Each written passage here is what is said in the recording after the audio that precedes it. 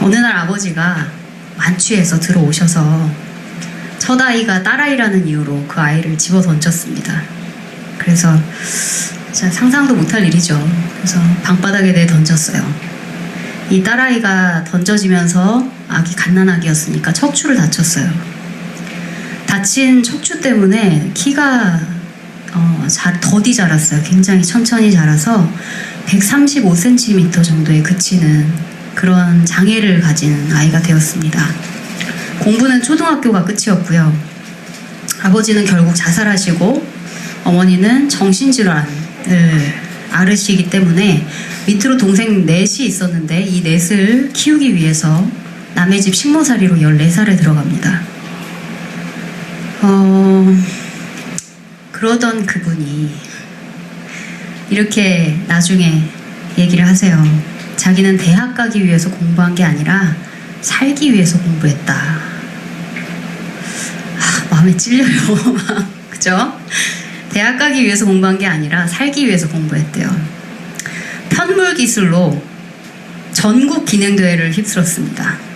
1985년에 세계 장애인 기능 경기대회에서 기계 편물 부분 1위를 차지했어요. 26살에 아프리카 남부의 아주 작은 나라로 가셨어요. 그래서 어린 시절 자신처럼 굉장히 힘들고 아파했던 아무 희망도 없는 아이들에게 기술을 가르치기 시작했습니다.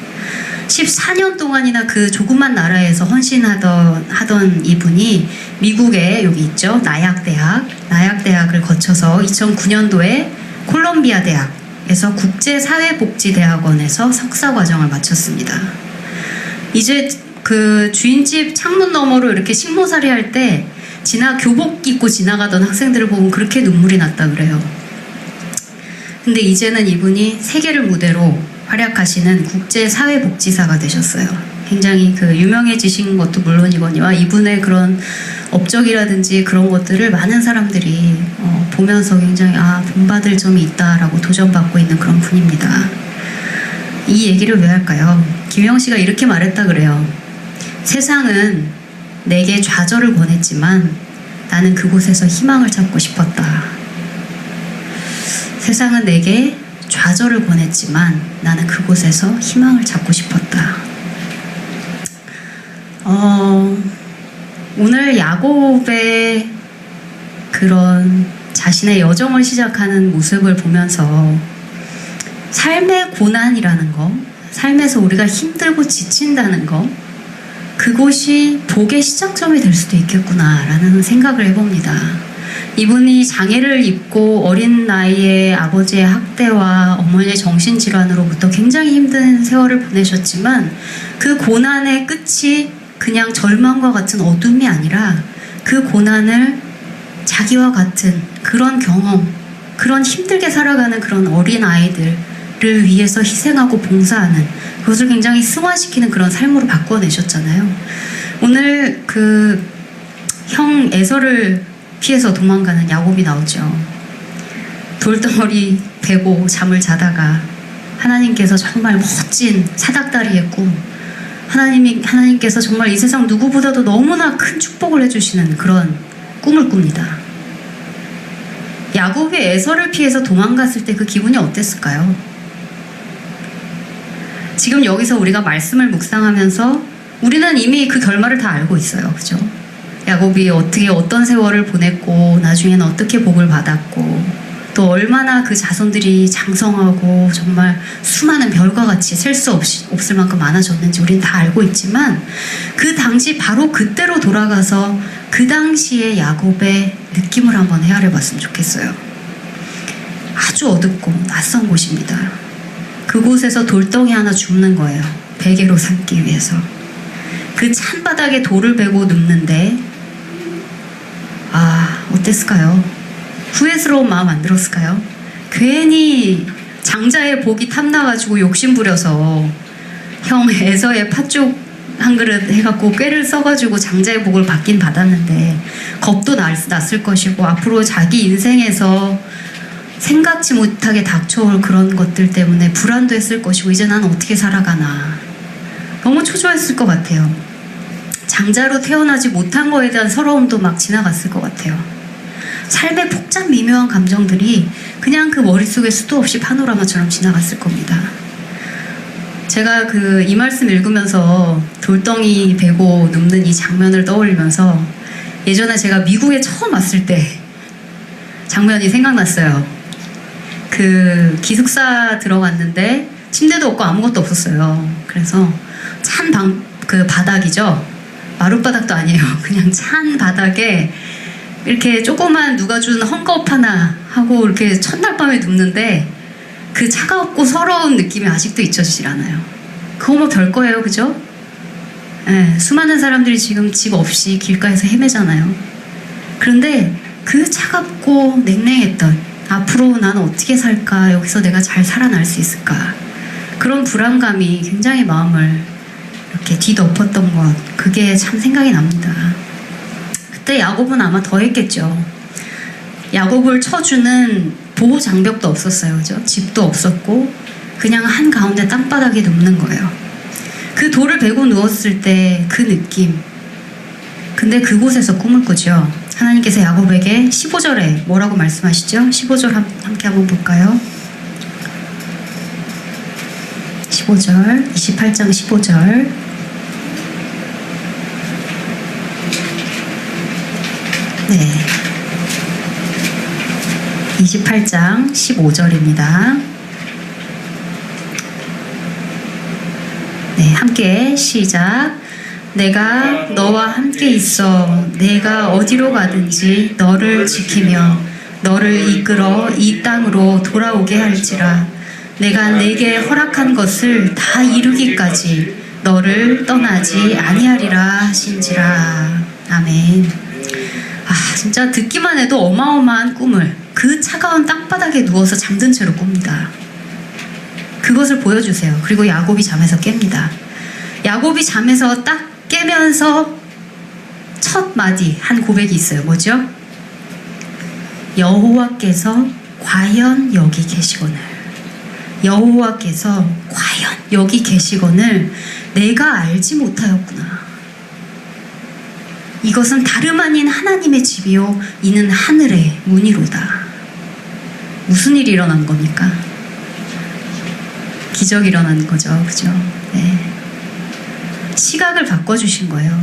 하나님께서 찬 땅바닥에 누워서 돌 베고 자던 그 야곱의 절망 가운데서 시각을 180도로 바꾸어 주셨어요. 네가 어디로 가든지 무엇을 하든지 내가 너와 함께하고 네가 가는 어느 곳에서든 너를 이끌어 다시 이 땅으로 돌아오게 할 것이다.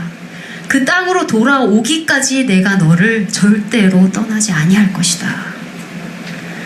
야곱의 그 외롭고 처절했던, 그 적막했던, 불안했던 그 느낌을요 완전히 바꾸어 주셨어요. 하나님이 계시는 그곳, 하나님의 집에 거하는 사람, 하늘의 문 앞에 서 있는 사람으로 바꿔주셨어요. 그 적막하고 차가웠던 절망의 시작과 같았던 그곳이 모든 축복의 통로가 열리는 그곳이 되었어요. 그리고 수십 년이 지납니다. 삼촌 라반이 이 야곱을 아시다시피 계속 부려먹잖아요. 수십 년간. 계속해서 일하고 고생하고 세월 보내고요. 그리고 에서한테 죽으면 어떡할까 하면서도 하나님의 이끄심으로 말미암아 에서를 잘 만나고 약속대로 그 땅에 가나요? 안 가나요? 네. 약속대로 그 땅에 돌아갑니다. 하나님께서 말씀해 주신 모든 복을 야곱의 생에서 다 누렸어요. 그리고 마침내 그 땅에 돌아갔어요. 그리고 다시 35장에 하나님께서 야곱에게 이렇게 말씀하세요. 일어나서 베델로 올라가서, 베델이 어디죠? 야곱이 돌 베고 잠들었다가 하나님께서 그곳을 축복의 통로의 시작으로 만들어주신 그곳을 야곱이 이곳이 베델이다 라고 이름 붙이잖아요. 하나님께서 이렇게 얘기하시는 거예요. 너 일어나서 지금 베델로 다시 올라가라. 거기서 있으면서 네가 네 형 에서의 낯을 피하여 도망하던 때에 너에게 나타났던 나 하나님께 제단을 쌓아라. 하나님께서 야곱에게 수십 년간의 시간이 지난 후에 다시 말씀하시는 거예요. 얘야, 너 베델로 다시 올라가. 네가 네 형 에서로부터 도망하던, 그렇게 차갑고 서러웠던 때, 그렇게 불안에 굶주려 했던, 그렇게 불안에 떨었던 그때 내가 너에게 나타나서 그 모든 거 희망으로 바꿔줬잖아. 그곳으로 다시 돌아가. 그리고 야곱이 어떻게 하죠? 모든 이방 신상 다 버립니다. 의복을 정제하고요, 자신에게 속한 모든 사람들 데리고 그곳에 가는 거예요. 우리 삶에서 돌덩어리 하나 베고 잘 자야 될 때가 있어요. 우리가 정말 우리를 보호해 줄 수 있는 것이 하나도 없다고 느껴지는 것 같은 그런 차가울 때가 있어요. 삶을 살아가면서 매일매일의 순간 속에서 내가 정말 적응 잘하고 살 수 있을까? 내가 내 힘으로 이거 일어설 수 있을까? 그렇게 생각할 때가 있어요. 모든 사람이 다 장자로 태어나는 거 아니죠. 어떤 사람 보면 저 사람은 무슨 복이 있어서 저렇게 모든 일이 다 형통해 할 때가 있어요. 그런데요, 하나님의 복을 사모한다는 거, 장자로 태어나지 않았기 때문에 받지 못할 수밖에 없었던 아버지의 장자를 위한 축복, 그것을 야곱이 받잖아요. 강교하고 교활한 술수를 써서 받지만 받잖아요. 그 복을 사모한 나머지 아버지한테서 그 축복을 받아내잖아요. 뭘 생각할 수 있을까요? 우리가 여기서 무엇을 느낄 수 있을까요?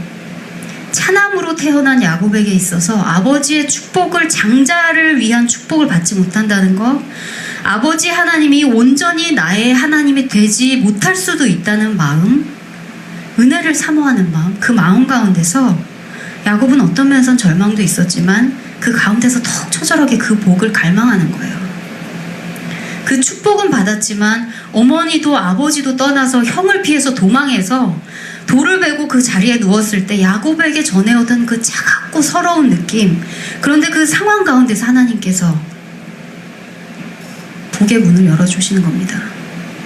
그때 도망갈 때 그 상황에서 너무나 힘들었던 그 여행길, 오랜 시간, 정말 시간이 흘러서 하나님께서 다시 한번 그 뒤를 돌아보게 하시는 거예요. 얘야, 다시 한번 베델로 올라가라 말씀하셨을 때, 다시 뒤를 돌아봤을 때 하나님께서 그렇게 말씀해 주셨었지. 내가 돌덩어리 하나 찾아서 그 어느 곳에 내 몸 누일 곳 하나 없을 때 하나님께서 나에게 그렇게 말씀해 주셨었지. 그리고 하나하나 되짚어보니 하나님의 약속이 틀린 것이 하나도 없었지. 그렇게 생각할 때 하나님이 그곳에서 나를 만나주셨지. 그렇게 기억할 때 그곳에서 하나님의 임해가, 또 다른 은혜가 임하는 것이 아닌가 합니다. 우리 죽은 나사로 이야기 잘 아시죠? 죽었다가 3일 만에 예수님께서 다시 살리셔서 다시 살아난 죽은 나사로의 이야기. 그 당시 그 사람들에게, 마르다에게, 마리아에게 그것은 너무나 대단한 경험이었어요. 예수님을 원망했던 그 자매들에게, 마르다에게 예수님께서 죽은 나사로를 다시 살리심으로 예수님의 부활이 가능하다는 것, 예수님의 능력에, 하나님의 은혜에는 끝이 없다는 것, 한계가 없다는 것, 그걸 보여주셨어요. 그러나 죽었던 나사로가 다시 살아났고, 그리고 몇천 년이 흘렀어요. 죽었던 나사로가 몇 년이나 더 살았을까요? 수백 년 더 살았을까요? 아니요. 사람의 삶이라는 것이 우리가 한순간 한순간 우리의 어려운 가운데서 하나님의 은혜를 체험하고 나아가지만, 사람의 삶이라는 것이 참 유한하잖아요. 그 가운데에서, 유한한 우리의 삶 가운데에서 하나님의 무한하신 은혜를 경험하잖아요, 우리는. 그리고 우리에게 말씀하시죠. 야, 너 내가 없는 줄 알았지. 네가 유한하니까, 네가 한계가 있으니까, 네 능력에 끝이 있으니까 너 내가 네 곁에 없는 줄 알았지. 내 은혜가 너한테 더 이상 임하지 않는 줄 알았지. 너 내가 너에게 했던 약속 내가 못 지킬 줄 알았지. 너 내가 성경을 통해서 여러 인물들을 통해서 보여주셨던 하나님의 큰 사랑이 너에게는 똑같이 임하지 않을 줄 알았지. 아니야. 삶은 유한하지만 내 은혜는 무한해. 이렇게 말씀하시는 것 같아요. 눈 떠봐라 얘기하실 것 같아요. 바로 이곳이 네가 고달파하면서 사는데 네 삶의 터전이 바로 내가 너와 함께하는 그곳이야. 야곱이 고백하잖아요. 바로 이곳에 하나님이 계셨구나. 없는 줄 알았는데, 하나님이 이곳에 안 계신 줄 알았는데 바로 이곳이 하나님이 계신 그곳이었구나. 그래, 네가 살아가는 그 삶의 터전이 바로 나의 집이다. 하늘의 문이 열리는 곳이다. 야곱의 이야기를 통해서 그렇게 우리에게, 지금 사는 우리에게 말씀해 주시는 거예요. 많은 아버지들 그런 놀이 자주 하시죠? 모르겠어요. 우리 김태수 목사님 그런 놀이 한번 해보셨는지 모르겠는데, 아버지들이 그 자기 발등에다가 아이들, 딸아이 발 이렇게 올려놓고 손 잡고 이렇게 춤추고 이렇게 스텝 밟는 거 다들 해보셨는지 모르겠어요. 아버지가 발 움직이면 그 움직이는 대로 딸이 같이 춤추면서 발이 그곳에 가고, 공중에 붕 떠서 날려주면 또 손 잡고 그렇게 날려주는 대로 날아가잖아요. 그죠? 하나님이 아마도 그런 거 원하지 않을까 싶어요. 하나님이 우리 생각에는, 우리의 유한한 생각에는 하나님 안 계실 것 같은데 바로 그곳이 하나님이 계시는 곳이다. 하나님이 함께 우리와 춤추기 원하신다. 하나님 발이 움직이면 우리 발도 따라가고, 하나님 손이 다른 곳에 가면 우리 손도 그곳에 가서 일하고, 그렇게 하나님과 동행하고 춤추고, 또 너무 힘들어서 하나님이 안 계시는 것 같은 느낌이 들 때 예전에 만나주셨던 만남의 체험을 기억하면서 다시 베델로 올라가는 거예요. 다시 하나님 회고하는 겁니다. 그리고 더 큰 은혜 받아서, 더 큰 확신 얻어서 우리의 삶의 터전으로 다시 내려오는 거예요. 오늘도 하나님의 발등 위에서 우리 발을 올려놓기 원하세요. 한 걸음 한 걸음 하나님께서 데리고 다니고 싶으신 곳에 마음껏 우리 데리고 다니면서 함께 춤추기를 원하실 것 같아요. 의심들 때, 불안할 때, 그럴 때마다 다시 베델로 올라가서 하나하나 우리가 받은 은혜 곱씹어 보는 겁니다. 그러다 보면 다시 뒤를 돌아보면, 또 내가 그랬었지. 내가 그때는 참 힘들었지. 그치만 그래, 다 지나고 보니 하나님의 은혜였다. 그렇게 하나님이랑 나랑 같이 걸어왔다. 고백할 수 있지 않겠습니까? 가는 길이 우리 그 찬양 중에 이런 찬양 있죠. 내가 걷는 이 길이 혹 굽어도는 수는 있어도, 내 심장이 울렁이고 가슴 아파도, 내 마음속으로 여전히 기뻐하는 까닭은 하나님은 실수하지 않으신다네.